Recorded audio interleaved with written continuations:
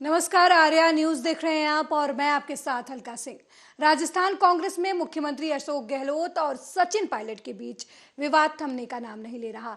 आए दिन दोनों की तरफ से बयानबाजी होती रहती है। हालांकि हाईकमान ने दोनों पक्षों को संयम बरतने की अपील की है, लेकिन इसका खासा असर होता नजर नहीं आ रहा। ताजा विवाद, अशोक गहलोत ने बैठक में सचिन पायलट की तुलना कोरोना से कर दी। सीएम के वायरल वीडियो में गहलोत पायलट की तुलना कोरोना से करते नजर आ रहे हैं।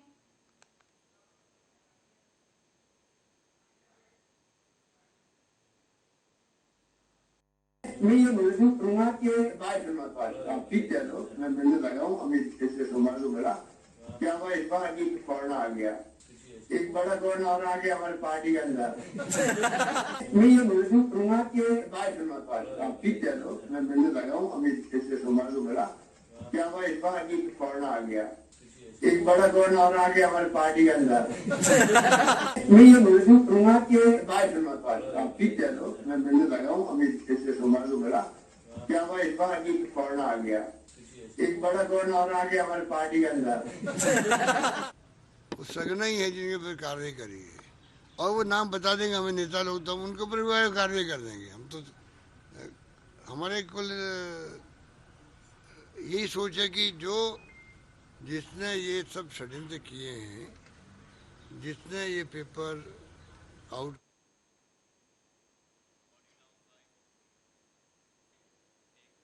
वहीं बीते दिनों एक जनसभा में कांग्रेस नेता सचिन पायलट ने कहा कि पेपर लीक मामले में नेता या अधिकारी के लिप्त होने का आरोप लगाया। उन्होंने सरकार से सवाल किया कि बिना किसी की लिप्तता के प्रश्न पत्र तिजोरी से बाहर कैसे पहुंचा। प्रदेश में पेपर लीक हो रहे हैं, साथ ही कहा जा रहा है कि कोई अधिकारी या कोई नेता इसमें लिप्त नहीं था।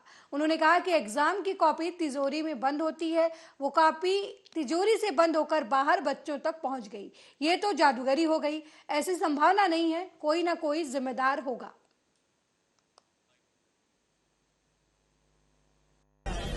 और पेपर अगर लीक हो जाता है तो सबको दुख होता है। ये किसी एक नेता, मंत्री, संतरी, पक्ष, पार्टी, इसकी बात नहीं। और बार बार अगर होता है तो उसका दुख हम सभी को लोगों को है। और मुझे खुशी है, मैं स्वागत करता हूं इस बात का कि जो इस प्रकरण में पकड़ा जा रहा है उस पर कार्रवाई की जा रही है। लेकिन इतना बड़ा हादसा अगर होता है, लगातार होता है, तो जिम्मेदारी तो तय करनी पड़ेगी। अब ये कहा जा रहा है कि कोई अधिकारी, कोई नेता इसमें लिप्त नहीं था। तो भाई, जो एग्जाम की कॉपी होती है वो तिजोरी बंद होती है, वो तिजोरी में बंद होके बाहर बच्चों तक पहुंच गई, ये तो जादूगरी हो गई। भाई, ऐसे कैसे हो सकता है? ऐसा संभव नहीं है। कोई ना कोई तो जिम्मेदार होगा और जांच चल रही। मुझे खुशी, मैं स्वागत करता हूं इस जांच का और मैं विश्वास दिलाता हूं हमारी पार्टी ने, चाहे राहुल गांधी जी हो, सोनिया गांधी जी हो, अपने नौजवान कोरोना जैसी बातें कल कही गई। तो सर, जो इश्यूज है ना, जो बड़े प्रासंगिक हैं, कभी कभी कुछ कंट्रोवर्शियल भी होते हैं, लेकिन मुझे लगता है कि ज़रूरत है संवाद की, एक दूसरे के विचारों को समझने की। अगर किसी की असहमति भी है तो उसको शालीनता से प्रकट करें, बातों को सुने। विरोध भी हम कर सकते हैं, लेकिन यही बड़ी खूबी है हमारी जमहूरियत की, हमारे समाज की, हमारे देश की, कि एक दूसरे से मतभेद भी अगर हो तो बैठ के सुने, उनके व्यू पॉइंट को सुने, उनके विचारों को सुने। और असहमति व्यक्त करने का अधिकार सबको है, लेकिन खुले मन से हो, और खुले मन से हो, खुले मंच से हो। एक तरफ तो साहित्यिक महाकुंभ चल रहा है, राजनीतिक महाकुंभ भी चल रहा है पार्टी में, ये कब थमेगा सर? ये लगातार व्यक्तिगत। कांग्रेस विधायक वेद प्रकाश सोलंकी ने कहा कि अगर वाकई में कोरोना है और ये जानलेवा है तो जल्द से जल्द टीकाकरण की जरूरत है। अगर सही समय पर सही टीका नहीं आया तो परिणाम पूरे राजस्थान के लिए घातक होंगे। साथ ही कहा कि हाईकमान इसका जल्द समाधान निकालता है तो अंजाम भुगतने होंगे। वहीं इस मामले में अब शशि थरूर का बयान सामने आया है। गद्दार कोरोना कहने पर सांसद शशि थरूर ने सीएम अशोक गहलोत को नसीहत दी है। उन्होंने कहा कि जब हम अपने साथियों के बारे में बोल रहे हैं तो सोच समझकर बोलना चाहिए।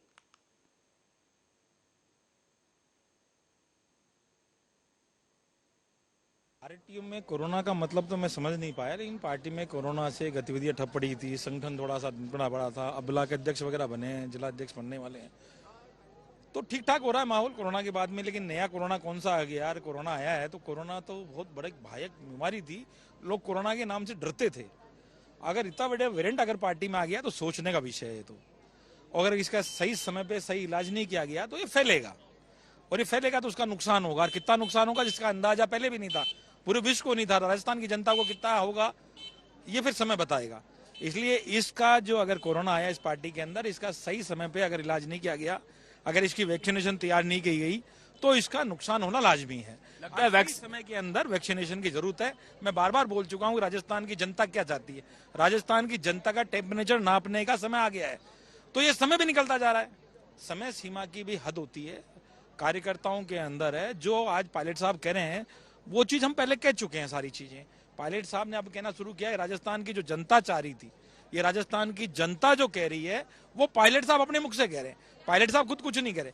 राजस्थान की जनता पूछती है कि जो घोटाले में जब अपन ने प्रदर्शन किया, खान घोटाले में किया, कारपेट में किया, वसुंधरा जी के खिलाफ किया, ललित मोदी जी के खिलाफ किया, तो क्या हुआ? उसका अंत नहीं आया। तो वही चीज आज कह रहे हैं, तो इसके लिए अंत तो होना ही चाहिए बिल्कुल, और इस वोरेट का कम से कम होना चाहिए। With the ruling party's members could challenge their prime minister. We saw a finance minister being forced to resign over a scandal exposed by a Congress backbencher. We saw the prime minister having to be accountable to parliament even during an ongoing war, the 62 China war. We've seen all those examples. So it was a very different story. Today, I'm sorry to say, and I've said this before, I've said it in parliament as well, that our government has successfully reduced parliament to a notice board and a rubber stamp. I know that's a really mixed metaphor, but that's what happens. It's a notice board for the government to announce whatever it wants to do, and it's a rubber stamp because their crushing majority obediently passes every bill in exactly the form it's come from the cabinet. And there's simply, it doesn't matter what you say in the debates, which wasn't the case in the past. As recently as the UPA government, I can remember a debate involving something to do with the Ministry of Health, some health bill, where opposition medical doctors raised some interesting points. And our then Health Minister, Ghulam Nabi Azad, said, fine, I'm going to take the bill back and come back with appropriate amendments. And he did. You've never seen that happening under the BJP government, and frankly, I can't imagine it.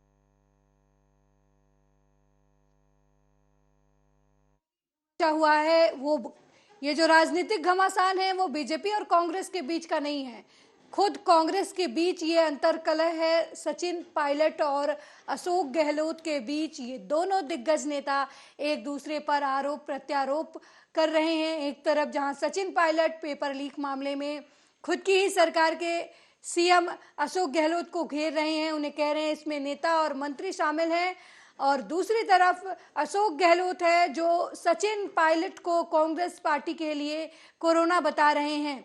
उनका कहना है कि Congress party में एक corona आ गया है। वहीं कांग्रेस के नेता वेद सोलंकी का कहना है कि अगर अशोक गहलोत को लगता है कि पार्टी में कोरोना नजर आ रहा है तो हाई कमान से बोले कि उसके लिए टीका निकालें। उनका कहना है कि कोरोना ने दुनिया में तबाही मचाई थी, और अगर पार्टी में कोरोना है तो उसके टीकाकरण की जरूरत है, नहीं तो कोरोना में इसके राजस्थान में इसके गहरे परिणाम भुगतने पड़ सकते हैं। हालांकि कांग्रेस के दिग्गज नेता शशि थरूर ने नसीहत दी है अशोक गहलोत को कि जब भी हम अपने किसी साथी के बारे में कोई बयानबाजी कर रहे हैं तो शब्दों का सही चयन करें। तो राजस्थान में पिछले कई महीनों से सियासी घमासान शुरू है। ये लड़ाई जो है वो वर्चस्व की है।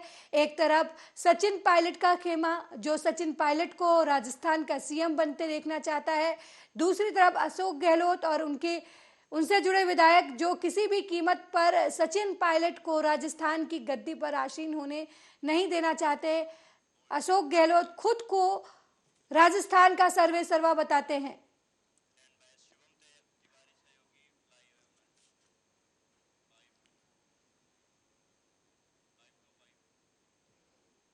और इसी खबर पर चर्चा के लिए हमारे सहयोगी शुभम तिवारी हमारे साथ लाइव जुड़ चुके हैं।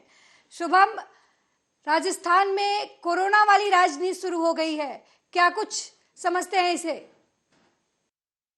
बयानों का दौर लगातार जारी है और सबसे बड़ा सवाल तब आता है जब गहलोत और पायलट का विवाद धीरे धीरे बढ़ता जा रहा है, क्योंकि उससे पहले तमाम तरह की घटनाएं राजस्थान में हुई हैं और गहलोत के सामने भी चुनौतियां हैं, क्योंकि वो सरकार बनाए या तमाम तरह के उन्होंने आरोप लगाए सचिन पायलट पे और गद्दार कहा।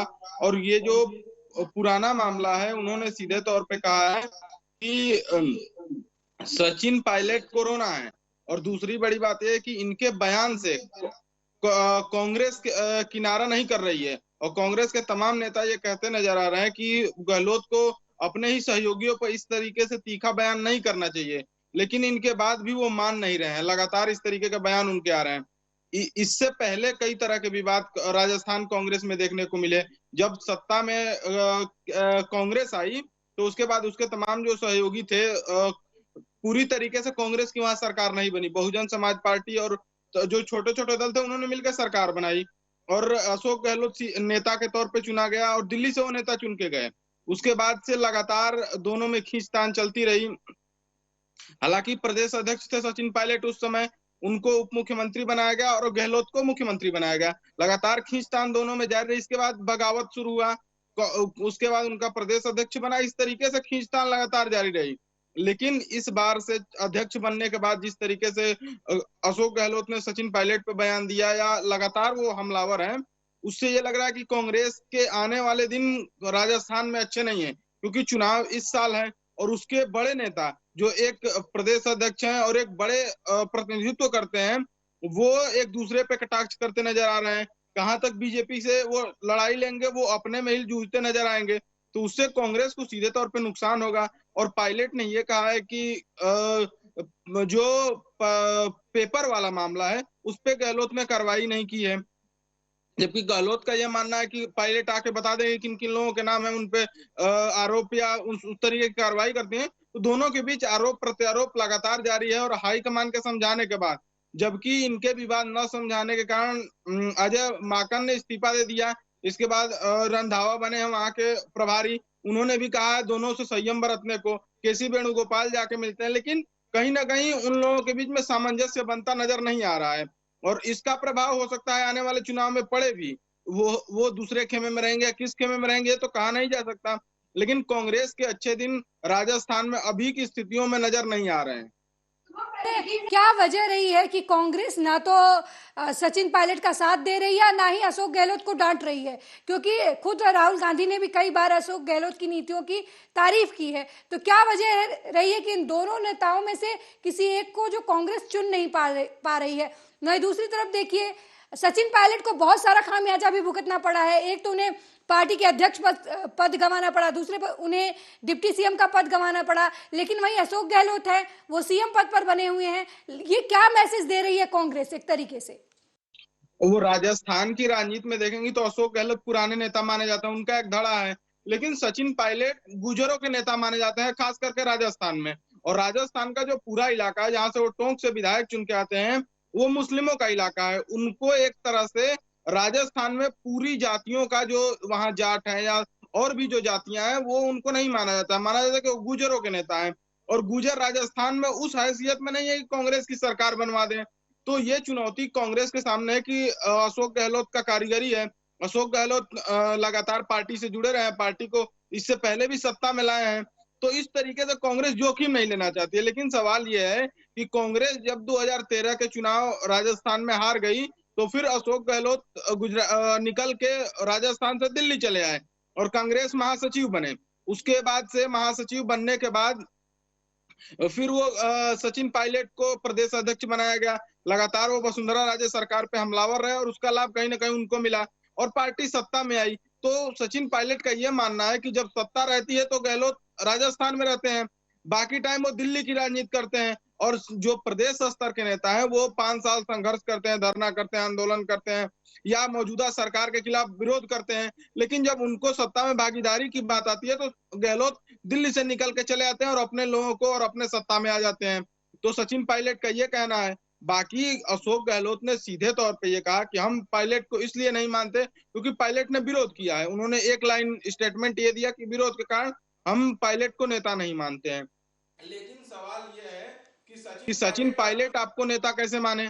या सचिन पायलट की जो लोग हैं, हालांकि उन्होंने कहा कि हमारे गहलोत सरकार से कोई विरोध नहीं है, कांग्रेस पार्टी से हम लोग जुड़े हैं, लेकिन जो अशोक गहलोत के बयान आ रहे हैं, चाहे गोविंद सिंह डोटासरा का बयान आ रहा है, तो इस तरीके से लग रहा है कि सचिन पायलट के लिए राजस्थान कांग्रेस में कहीं किसी के लिए नरमी नहीं है, उनके गुट के लिए। तो इस तरीके से अशोक गहलोत का लगातार कद बढ़ना, हो सकता है कांग्रेस ये सोच रही है कि अगले साल, इसी साल अंत में चुनाव है, वो उन चुनाव नतीजों का इंतजार कर रही है। यदि वो चुनाव जीतती है तो अशोक गहलोत का भविष्य तय होगा कि वो राजस्थान में रहेंगे या दिल्ली में आएंगे। लेकिन यदि अशोक गहलोत चुनाव हार जाते हैं तो कहीं ना कहीं गहलोत विरोधी, चाहे वो पायलट हो, चाहे उनके अलावा जो नेता है, सीपी जोशी माने जाते हैं वहां के नेता, चाहे धारीवाल हो, इस तरीके के जो नेता हैं वो फिर आक्रामक हो जाएंगे कि यदि गहलोत संगठन की राजनीति करते हैं तो वो संगठन की ही राजनीति करें, और वो दिल्ली की ही राजनीति करें, वो राजस्थान में आके इस तरीके की राजनीति न करे। तो सबसे बड़ा सवाल वहीं से है कि पायलट गुट का ये मानना है कि संघर्ष करता है पायलट गुट और सत्ता में आ जाते हैं गहलोत। तो इस तरीके से लगातार टकराव जारी है। उसका लाभ कहीं ना कहीं बीजेपी को मिलता दिखता है, क्योंकि 19 के चुनाव में आप देखेंगी तो वैभव गहलोत चुनाव लड़े थे, जो अशोक गहलोत के बेटे थे। अशोक गहलोत उन्हीं के संसदीय क्षेत्र तक सीमित रह गए, लेकिन वो उनको चुनाव नहीं जीता पाए। शुभम, ये भी माना जाता है कि गहलोत को ऐसा लगता है कि वो जो उनके पारिवारिक राजनीति जो है वो खतरे में है, इस वजह से भी वो सचिन पायलट को आगे नहीं आने देना चाहते, या फिर वो जो राजस्थान की सत्ता है इस वजह से अपने हाथ में लिए हुए हैं। उन्हें डर है कि कहीं अगर सचिन पायलट आगे आते हैं तो उनके बेटे वैभव गहलोत की जो राजनीति है वो कहीं ना कहीं पीछे रह जाएगी। हाँ, ऐसा उनको लगता है, लेकिन ऐसा कुछ होता दिख नहीं रहा है, क्योंकि वैभव गहलोत राजनीतिक तौर पे पूरी तरीके से, एक तरह से आप मान सकते हैं कि वो फ्लॉप हैं, क्योंकि वो लगातार लोकसभा का चुनाव हारे। उसके बाद जो गहलोत की सीट है उस पे भी उतनी स्थिति अच्छी नहीं है गहलोत की। तो लेकिन इससे बड़ा यह है कि यदि गहलोत यदि अपने बेटे वैभव को सामने करते तो फिर उसको क्रिकेट संघ में नहीं भेजते, उनको क्रिकेट संघ का अध्यक्ष बनाया गया। तो इस तरीके से लगता है वो उसके लिए फिक्रमंद है, इसमें कोई संदेह नहीं है, लेकिन वो जादूगरी दिखा नहीं पा रहे हैं। और चुनाव में, लोकतंत्र में यह माना जाता है कि जिसके पास जीत की चाबी है, पार्टी की कमान उसी के हाथ में रहेगी। तो वो किस तरीके से वैभव गहलोत को स्थापित कर पाते हैं, ये तो कहना बड़ी मुश्किल की बात है, चाहे वो ये चुनाव हो चाहे इसके बाद के चुनाव हो। लेकिन ये सवाल है कि गहलोत कहाँ टिकेंगे। यदि वो इस चुनाव को हार जाते हैं तो क्या वो कांग्रेस में बने रहेंगे या कांग्रेस में वो उनका रुतबा रहेगा। जबकि इससे पहले भी जब कांग्रेस ने उनको अध्यक्ष बनाने के लिए कहा तो वो तो तैयार हो गए, लेकिन उन्हीं के मार्गदर्शन में बनाया गया उदयपुर अधिवेशन का जो नियम कानून था वो उससे मानने से इनकार कर दिए। वो कहे कि हम राजस्थान के मुख्यमंत्री भी रहेंगे और साथ में हम कांग्रेस के अध्यक्ष भी रहेंगे। जबकि कांग्रेस ने जो संकल्प तैयार किया है उससे वो बाहर किसी के पास एक ही पद रहेंगे। से गहलोत ने हाईकमान को चुनौती दी। हाईकमान के जो नेता गए उससे समानांतर एक उन्होंने विधायक दल की बैठक बुलाई। तो कहीं ना कहीं दिल्ली ये सोच समझ रही है कि उसके पास बड़े राज्य हैं, वो अभी तक 5 राज्यों के चुनाव थे, तो इस तरीके से वो डर रही है, और डर रही है कि कहीं वो पंजाब वाले खेल में न फंस जाए। जिस तरीके से पंजाब में उसने बनी बनाई सत्ता और कैप्टन अमरिंदर को हटा के चन्नी को बनाया, और ये हालत हुई कि चन्नी खुद चुनाव हार गए। तो हो सकता है कांग्रेस इंतजार कर रही है कि आने वाले चुनाव के नतीजे आए, फिर वो पायलट या अशोक गहलोत के बारे में कोई बड़ा डिसीजन ले, और अशोक गहलोत का भविष्य रहेगा तभी वैभव गहलोत का भविष्य रहेगा। यदि वो राजस्थान में रहते हैं या राजस्थान की राजनीति में सक्रिय रहते हैं तो फिर वैभव गहलोत रहेंगे। और कांग्रेस का भी यह मानना है कि वो उस परिवारवाद की राजनीति को छोड़ना चाहती है। यदि जो उसके साथ संघर्ष करेगा वही उसी को सत्ता में भागीदारी देगी। तमाम तरह के देखेंगे, हिमाचल में वीरभद्र सिंह के बेटे लगे रहे, लेकिन उनको मंत्रालय तक सीमित कर दिया गया। कहा गया कि पार्टी परिवारवाद से पार्टी उठना चाहती है, इसीलिए उसने सुखू को मुख्यमंत्री बनाया, और उसके और प्रतिभा सिंह के बीच में बैलेंस बना के चलने के लिए कहा गया। तो कांग्रेस ये मैसेज देना चाहती है कि परिवारवाद से अब ऊपर उठ के कुछ काम करना चाहती है। तो वैभव गहलोत के लिए बहुत बड़ा राजनीति राजस्थान में बचता नजर नहीं आ रहा है। जिस तरीके से पायलट ने बागी तेवर अख्तियार किए राजस्थान में, जिस तरीके से उन्होंने इस्तीफे दिए अपनी सरकार के खिलाफ, वो बोल रहे हैं कहीं ना कहीं उनके विश्वसनीयता पर भी प्रश्न चिन्ह खड़ा होता नजर आ रहा है। शायद ये वजह है कि कांग्रेस जो है उन पर भरोसा नहीं कर रही है, क्योंकि अशोक गहलोत बार बार ये कहते हैं कि उनकी जो ईमानदारी है, उनकी जो कर्तव्य निष्ठा है, वो गांधी परिवार से जुड़ी हुई है, जबकि सचिन ऐसा कहते नहीं नजर आते। वो कहीं ना कहीं जो राजस्थान की सियासत है उसमें अपने हक की बात करते नजर आते हैं।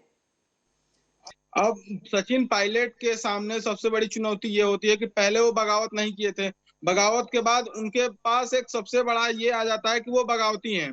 उससे पहले भी देखेंगे तो जो उनके पिता राजेश पायलट थे, उन्होंने सोनिया गांधी के सामने चुनाव लड़ा था, अध्यक्ष पद का चुनाव।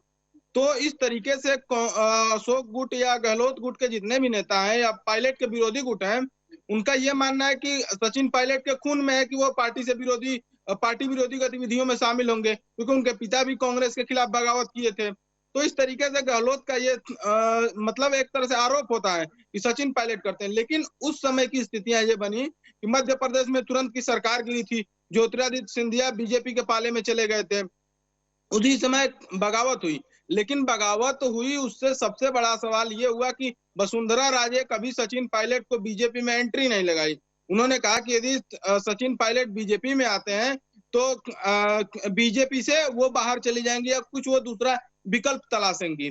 तो इस तरीके से उन्होंने सीधे तौर पे खारिज कर दिया सचिन पायलट को। फिर सचिन पायलट के सामने कोई रास्ते नहीं बचे, तो फिर वो बैक होके कांग्रेस में आ गए।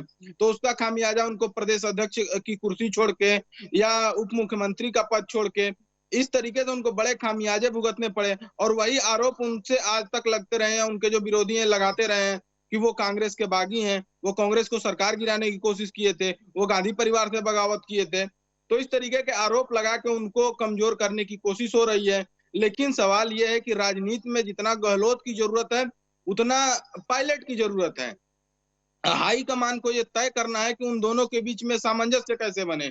पिछले चुनाव में दोनों लोग साथ थे, तब पार्टी को सत्ता मिली थी। यदि वो दोनों लोग आमने सामने होते हैं तो उसका खामियाजा कांग्रेस को ही भुगतना पड़ेगा, क्योंकि बीजेपी ये कहती नजर आ रही है कि जो कांग्रेस की फूट है उसका लाभ उसको मिलेगा। लेकिन बीजेपी में भी फूट है, लेकिन कांग्रेस की तरफ फूट नहीं है कि खुले तौर पे सारे नेता आमने सामने आ जाने, एक दूसरे पे आरोप प्रत्यारोप कर रहे हैं, इतना संगीन आरोप लगा रहे हैं कि कोई किसी को कोरोना कह दे रहा है तो कोई किसी को गद्दार कह दे रहा है। इस तरीके से बड़ा आरोप लगा रहा है, तो कांग्रेस में बड़ी टूट है बीजेपी की अपेक्षा। तो इसका नुकसान तो कांग्रेस को मिलेगा ही मिलेगा। लेकिन गहलोत की राजनीति क्या होगा, इसके लिए तो चुनाव के बाद ही कुछ कहा जा सकता है। ऐसा भी माना जा रहा है कि सचिन पायलट को कांग्रेस जो है इसलिए आगे नहीं कर रही है क्योंकि जो राजस्थान का सियासी समीकरण है उसमें ऐसा माना जाता है कि जो गुज्जर वोट हैं वो बीजेपी के हैं और जो मीणा समुदाय के वोट हैं वो कांग्रेस के हैं। और सचिन, आपने ही कहा अभी कि सचिन पायलट को गुज्जरों का नेता माना जाता है, तो ये भी एक वजह रही है कि कभी भी कांग्रेस जो है वो सचिन के समर्थन में खुलकर नहीं सामने आती है, उन्हें आगे मौका देना नहीं चाहती, क्योंकि वो अपने मीणा समुदाय के वोटरों को नाराज नहीं करना चाहती है। क्योंकि मीणा समुदाय लोगों को लगता है कि अगर गुज्जर समुदाय का नेता जो है वो अगर आगे कांग्रेस में बढ़ता है तो उससे उनकी राजनीति को, उनके अधिकारों को खतरा है। हाँ, ऐसा लगता है, क्योंकि कांग्रेस में यही तो सबसे बड़ी बात है कि सचिन पायलट केवल गुज्जर के नेता माने जाते हैं, जबकि गहलोत की थोड़ी बहुत पकड़ हर जातियों में है, वहां की और जातियां हैं उनमें उनका वोट है। तो कांग्रेस के सामने ये आला कमान जबकि चाहती थी कि 2018 में गहलोत सीएम न बने, वो चाहती थी कि पायलट ही सीएम बने, क्योंकि वो फॉर्मूला जो बनाया गया था कि मध्य प्रदेश में जो पार्टी का अध्यक्ष कमलनाथ थे उनको सीएम बनाया गया, और छत्तीसगढ़ में भूपेश बघेल उस समय तत्कालीन अध्यक्ष थे, उनको सीएम बनाया गया। तो इसी लिहाज से राजस्थान में भी तत्कालीन अध्यक्ष को सीएम बनाना था, ये दावा कांग्रेस ने पेश किया। या उस समय कांग्रेस अध्यक्ष राहुल गांधी थे, राहुल गांधी के करीबियों में सचिन पायलट और ज्योतिरादित्य सिंधिया थे, इन दोनों लोगों को नेता बनाने की या सीएम बनाने की चर्चा चली। लेकिन कांग्रेस तो आला कमान चाहती है कि वो युवा को प्रतिनिधित्व दे, लेकिन वो कहीं ना कहीं गहलोत की खेमेबंदी से या गहलोत के इस तरीके से कि जो उनका मैनेजमेंट है, जो विधायकों का तोड़फोड़ है, इस डर से वो फिर पीछे हट जाती है। वोटरों को तो लुभाने की कोशिश स्वाभाविक तौर पे सारी पार्टियां करती हैं, लेकिन वो एक नए नेतृत्व की तलाश करती है राजस्थान में कांग्रेस। क्योंकि गहलोत इस चुनाव के बाद, हालांकि उन्होंने कहा है कि चुनाव में राजनीति में कोई रिटायरमेंट की उम्र नहीं होती। 10 चुनाव हुए हैं पूरे 5 साल में, जिसमें 7 चुनाव कांग्रेस ने जीता है। उन्होंने दावा किया है राजनीति में रिटायरमेंट नहीं होता, हम अगला भी चुनाव लड़ेंगे। लेकिन सवाल यह है कि कांग्रेस में, राजस्थान में कांग्रेस के पास अशोक गहलोत के अलावा दूसरा कोई चेहरा है ही नहीं जो कि पूरे राजस्थान में लोकप्रिय हो या प्रासंगिक हो या उसके तर्ज पे चुनाव लड़ा जा सके। तो कांग्रेस आलाकमान के सामने ये चुनौती है कि वो दूसरा वैकल्पिक कोई चेहरा नहीं तलाश कर पाई, तो उसके पास घूम फिर के सचिन पायलट के पास जाना पड़ रहा है। तो वो उन परिस्थितियों में किस तरीके से आलाकमान सोचता है या राजस्थान के राजनीतिक समीकरण जो बदलते हैं, क्योंकि सीपी जोशी जो है वो सीधे तौर पे अब धीरे धीरे राजनीति के अंतिम पड़ाव पे जा रहे हैं। तो कांग्रेस के पास जब विकल्प नहीं रहेगा तो अशोक गहलोत के रिटायरमेंट के बाद वो किस चेहरे को आगे करेगा। तो आलाकमान सचिन पायलट से ये कह रहा है कि आप राजनीति में सक्रिय रहो, आप तैयारी करो, अगला मौका आपको मिलेगा। हालांकि ये बातें खुल के सामने नहीं आई हैं, लेकिन आलाकमान से बिना चुनौती के पायलट इस तरीके से प्रचार कर रहे हैं, ये भी मानने से परे है। क्योंकि आलाकमान में लगातार वो राहुल गांधी के भारत जोड़ो यात्रा में शामिल हो रहे हैं और ये कह रहे हैं कि कांग्रेस की नीतियां और बीजेपी पे भी लगातार तीखे हमले बोल रहे हैं। तो इस तरीके से लगता है कि आलाकमान से उनकी बातचीत हो गई है। आगे की राजस्थान की राजनीति में क्या होगा इस तरीके के, लेकिन सवाल यह है कि पायलट गुजरों के अलावा किस वोटरों को साध पाते हैं। यदि इस चुनाव में वो वोट नहीं मिलता है गहलोत के पास, तो गहलोत के सामने ये बताने के लिए नहीं रह पाता है कि उनके पास अब वो जनाधार राजस्थान में है जिसका वो दावा करके दिल्ली के लोगों को या आलाकमान को ये बताते थे और संदेश देते थे कि हमारे पास राजस्थान की चाबी है और हम ही राजस्थान के असली जादूगर हैं। विधानसभा चुनाव हुआ था राजस्थान में, तब कहीं ना कहीं ये माना जा सकता है कि सचिन पायलट जो थे उनकी वजह से ही कांग्रेस को इतनी बड़ी जीत मिली, क्योंकि अशोक गहलोत के समय में बुरी तरीके से हार मिली। 2019 के लोकसभा चुनाव में भी कांग्रेस की एक सीट तक नहीं आई, लेकिन कहीं ना कहीं सचिन पायलट को ऐसा माना गया कि युवा चेहरे के तौर पर पहले कांग्रेस ने पेश किया और फिर चुनाव जीते। लेकिन चुनाव जीतने के बाद कांग्रेस के लिए सबसे विश्वस्त जो नजर आए उन्हें अशोक गहलोत नजर आए। तो कहीं ना कहीं आपको लगता है कि जनता के बीच कांग्रेस क्या मैसेज देने की कोशिश कर रही है, क्योंकि पिछला विधानसभा चुनाव इन्होंने सचिन पायलट को आगे रख के कर लिया, अभी जो गहमा गहमी मची हुई है दोनों पार्टियों के बीच में और चुनाव होने वाले हैं 2023 में, इसी साल में, तो कांग्रेस किस स्थिति में खड़ी नजर आती है? पहली बात, हाँ, सवाल ये है कि आपने कहा कि कांग्रेस गहलोत को आगे कर रही है।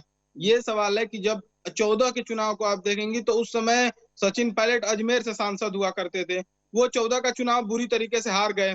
उसके बाद जो 13 का चुनाव हुआ था, आप उसमें देखेंगे केवल 23 सीटें कांग्रेस ने जीत पाई थी राजस्थान में, जबकि 5 साल अशोक गहलोत वहां के सीएम रहे। उसके बाद वो दिल्ली चले आते हैं और सचिन पायलट को राजस्थान की कमान दी जाती है। उसके बाद फिर राजस्थान की कहानी धीरे धीरे शुरू होती है और लगातार वो धरना आंदोलन, वसुंधरा राजे सरकार के खिलाफ आंदोलन करते हैं और नेतृत्व को कहीं ना कहीं राजस्थान में खड़ा करते हैं। उसके बाद से आता है 18 का चुनाव, जब वो तत्कालीन प्रदेश अध्यक्ष होते हैं। उस समय गहलोत और पायलट दोनों लोग मिलकर चुनाव लड़ते हैं, तब मुख्यमंत्री पद का चेहरा कोई नहीं होता है। ये कहा जाता है कि पायलट भी बन सकते हैं और गहलोत की चर्चा कम रहती है, लेकिन गहलोत सीएम बन जाते हैं और संगठन को खड़ा करते हैं पायलट वहां। लेकिन आज ये सवाल है कि कल वो वसुंधरा राजे के खिलाफ आंदोलन कर रहे थे, लेकिन आज कांग्रेस के सामने राजस्थान में उन 5 सालों में बताने के लिए है कि आपने क्या किया है, गहलोत ने क्या किया है राजस्थान में पिछले 5 सालों में। और एक चीज और आपको बता दें कि राजस्थान में सत्ता परिवर्तन 5 साल के बाद नियम है, वो नियम को कैसे तोड़ेगी कांग्रेस, उसके सामने सबसे बड़ा सवाल है। जबकि उसके पास आज कांग्रेस में राजस्थान में बड़ी बड़ी घटनाएं हुई हैं, चाहे वो पेपर लीक का मामला हो, चाहे वो महिला अत्याचार के मामले में एनसीआरबी के जो आंकड़े आ रहे हैं वो आगे आ रहे हैं। इस चर्चा को यहीं रोकना पड़ रहा है। तो राजस्थान की सियासत किस तरफ मुड़ेगी, सचिन गहलोत की जो लड़ाई है वो कहां तक जाएगी, ये कांग्रेस के हाईकमान को देखने की जरूरत है। फिलहाल राजस्थान जो है अब चुनावी मोड में नजर आ रहा है। मेरे साथ इस पेशकश में फिलहाल इतना ही। देश दुनिया की तमाम खबरों को देखने के लिए देखते रहिए आर्या न्यूज। नमस्कार।